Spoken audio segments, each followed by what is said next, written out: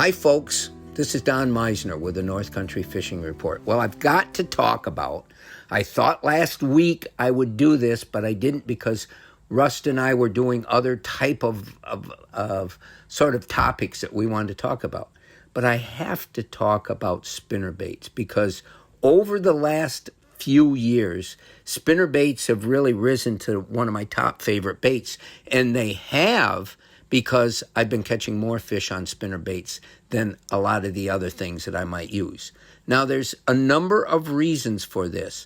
One of the biggest things is I tend to gravitate towards single hooks. And I do that because, number one, it's a lot safer for the fish. Instead of having three hooks hooking into the internals of its mouth and jaw and stomach, you have one hook. Second, it makes it a lot easier to release the fish because of the same reasons. You only have to remove one hook. So I think it's a safer way to fish. But with spinnerbaits, that's what you have is one hook. And there's something about spinnerbaits, and I wanted to talk about this last week because Rust and I sort of hinted that spinnerbaits had become a favorite for both of us because we tend to catch more fish on them. But there's so many variations in spinnerbaits, and I want to talk about a few of the aspects that you have to consider and choose when you're using a spinnerbait. Number one, the weight.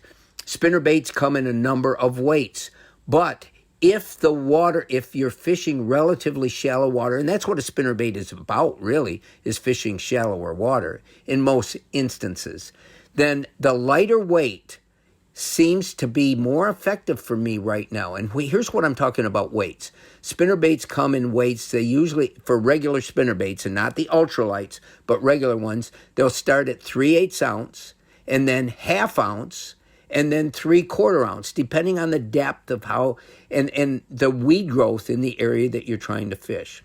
I found that in fishing the Wilson Hill special area over the last couple of weeks, that a 3/8 ounce one worked best for me because I could keep it just above the weeds, and that was important. Once that single hook gets into the weeds, then you're not going to be effective because it's going to be full of weeds. So I try to keep it above there. Second of all, the design of the blades.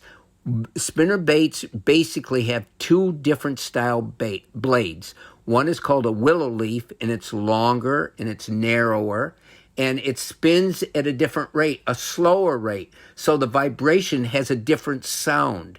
The other blades that come on spinnerbaits are Colorado blades. They're shorter and fatter. They spin quicker. They make a more pronounced vibration.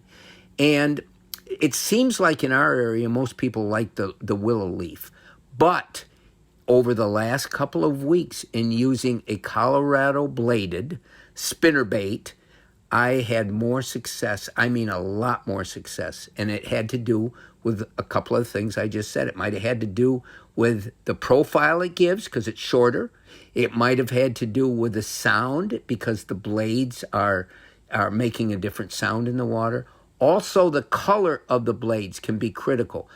Bright days, some people will prefer gold or they'll prefer silver. You have to sort of pick what works best for you. But the color of the blades can make a difference. The color of the skirt can make a difference. Do you want your spinnerbait to really stand out, like bright chartreuse or some of those colors? Or do you want it to look natural, like the color of a bluegill that maybe it's representing? Then you'd want sort of duller versions of burnt orange or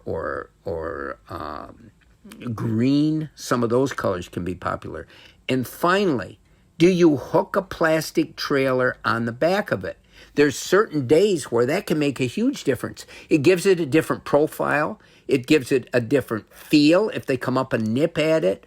And then other times I had better luck, and in particular, again, the last couple of weeks, using a shorter 3/8 ounce Colorado bladed spinnerbait with no trailer on it.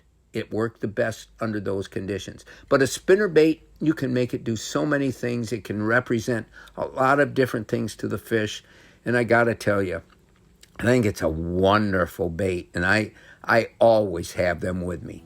Until next time, folks, this is Don Meisner with the North Country Fishing Report.